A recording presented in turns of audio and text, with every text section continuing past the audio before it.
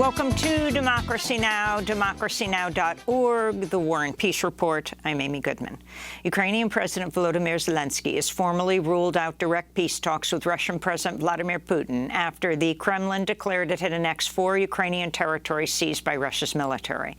Earlier today, Zelensky signed a decree stating talks with Putin over Ukraine's fate would be, quote, impossible, adding, quote, we're ready for a dialogue with Russia, but with another president of Russia, unquote.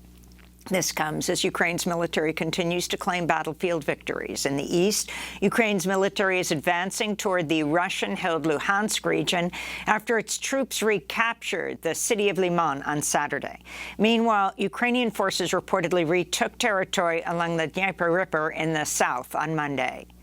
In Afghanistan, the death toll in last week's attack on an educational center in Kabul has risen to 53, with more than 110 people injured. Most of the victims were young women and girls. On Friday, a suicide bomber struck inside the building as hundreds of students studied for a university entrance exam. It was the latest attack on the minority Hazara community, which has repeatedly been targeted by the ISIS-K militant group. Over the weekend, Afghan women took to the streets of Kabul and other cities to protest the killing. In response, Taliban soldiers fired warning shots over the protesters' heads, smashed some of their cell phones, beat them, cursed at them, and forced them to disperse. This is Asya Asghari, the older sister of al-Banin, one of the students killed in Friday's bomb attack. We are really worried. It's hard for us. All the schools are closed to girls. In the educational center, an unfortunate incident happened. Not only was al-Banin martyred, but also Samira, Zara, and the security guard named Tahir, who are all like members of our family and served to protect us in the educational center. It is a very painful scene, but we will continue with the lessons, and we will never give up or stop. Iran's Supreme Court leader has made his first public comments about the death of Mahsa Amini, the 22-year-old Iranian Kurdish woman who died after she was detained by Iran's so-called morality police for allegedly wearing her headscarf improperly. Speaking to military cadets at a graduation ceremony in Tehran, Ayatollah Ali Khamenei on Monday labeled nationwide protests that have broken out over Amini's killing as riots. He blamed the United States and Israel for organizing them. I say this clearly, that these riots and insecurities were designed by America and the usurping and fake Zionist regime. They have sat down and planned this. They have planned this. And those who take their salaries, some being traitorous Iranians abroad, have helped them. On Monday, President Biden said he was gravely concerned about the intensifying violent crackdown on peaceful protesters, while promising to impose further costs on Iran. On Monday, Canada announced new sanctions against senior Iranian officials, while Germany and other European countries submitted more than a dozen proposals for the new European Union sanctions on Iran. Mass protests in Haiti are continuing for a 7th week to demand the resignation of the U.S.-backed Prime Minister Ariel Henry and to condemn rising fuel prices. We are in the streets to say that we cannot breathe because of the high cost of living. Today we are in the streets to say that we want our dollars. Today we are in the streets to say that we do not accept the increase in price of fuel because fuel is a significant product. If we add 1 cent to its cost, then the price of all products will triple or increase 5-fold. As long as Prime Minister Ariel Henry does not give up power, we will continue to fight. The ongoing protests in Haiti have shut down many parts of the country. Meanwhile, Haitian authorities have announced 8 people have died from cholera, the first cholera deaths in Haiti in 3 years. A cholera outbreak over a decade ago killed over 10,000 people in Haiti.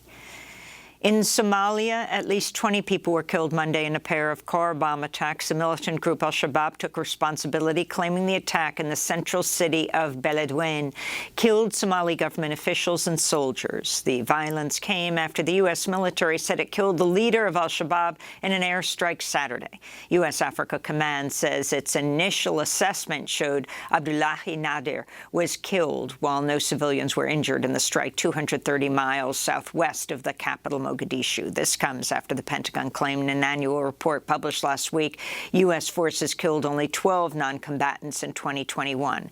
The war monitoring group Air Wars accused the Pentagon of vastly undercounting civilian deaths, noting it documented up to 25 civilians killed by the U.S. last year in Syria alone. In the occupied West Bank, Israeli soldiers shot and killed 2 Palestinians and injured a third Monday as they drove their car near a checkpoint outside the city of Ramallah.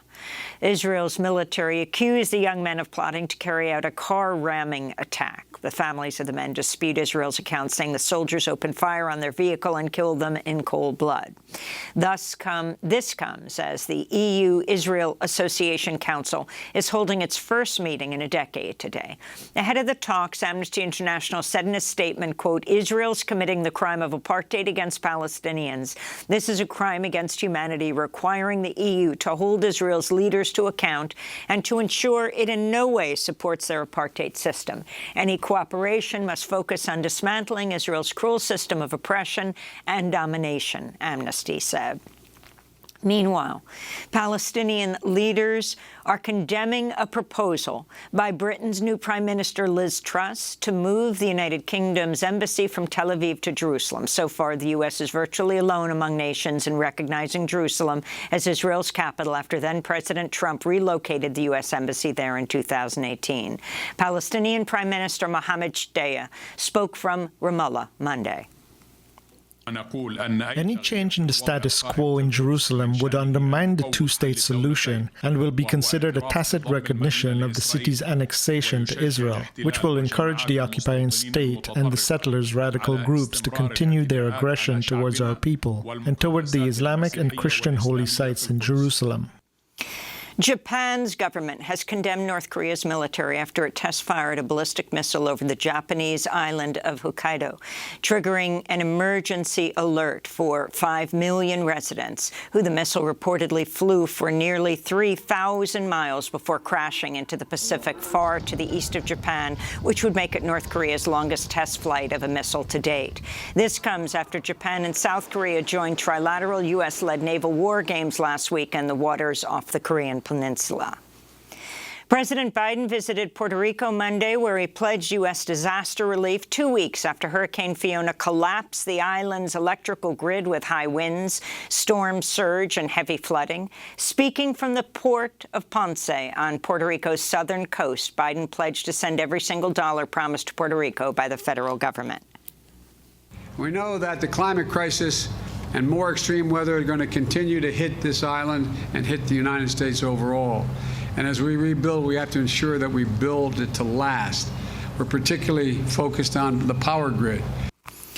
Biden pledged $60 million in additional funding to shore up Puerto Rico's levees, fortify flood walls, and create a new flood warning system. His pledge came as FEMA Administrator Deanne Criswell said the cost of repairing Puerto Rico's electrical grid would require billions of dollars. Tomorrow, Biden tours parts of Florida devastated by Hurricane Ian. The storm's death toll has topped 100, with search and rescue crews on warning they're likely to uncover more bodies in hard-hit parts of Florida's Gulf Coast in the coming days.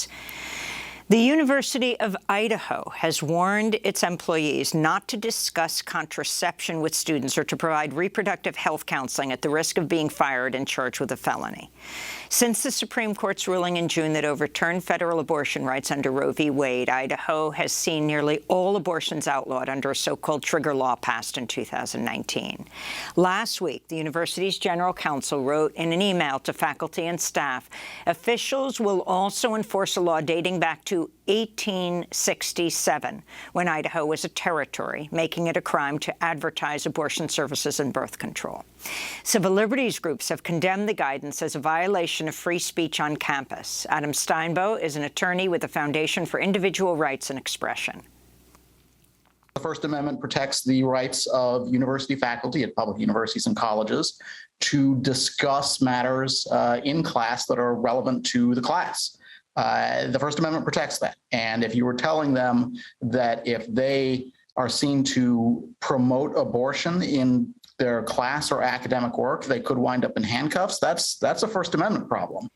And in sports news, a year-long independent investigation has documented systemic abuse of players at all levels of women's soccer, including the National Women's Soccer League.